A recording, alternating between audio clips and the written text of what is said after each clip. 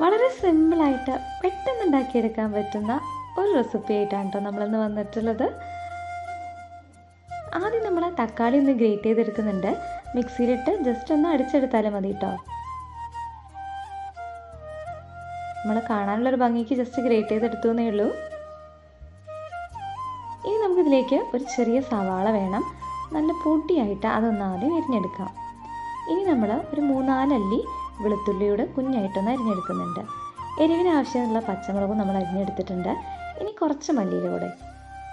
Pan വെച്ച് ചൂടായി വരുന്ന സമയത്ത് വെളിച്ചെണ്ണ ഒഴിച്ച് അതിലേക്ക് കടുകും ഒരു നുള്ളു ഉലുവയും കൂടി ഇട്ട് പൊട്ടിച്ചെടുത്ത ശേഷം നമ്മൾ ആദ്യം വെളുത്തുള്ളി ഇട്ട് കൊടുക്കുകയാണ്. ഇനി അതൊന്ന് മൂത്ത് വരുന്ന സമയത്ത് നമുക്ക് പച്ചമുളക് ചേർത്ത് കൊടുക്കാം. എല്ലാം കൂടെ നന്നായിട്ടൊന്ന് ഇളക്കി കൊടുത്ത ശേഷം നമ്മൾ തക്കാളി ചേർത്ത് കൊടുക്കുകയാണ്. ഇനി ഇതിലേക്ക് ആവശ്യത്തിന് മഞ്ഞൾപ്പൊടിയും അതുപോലെ തന്നെ നമ്മൾ കുറച്ച് കാശ്മീരി മുളക് പൊടി കൂടെ ചേർത്ത് കൊടുക്കുന്നുണ്ട്. ഒരിത്തിരി കായപ്പൊടി കൂടെ ചേർക്കുന്നുണ്ട്, അത് ഓപ്ഷനിലാണ്.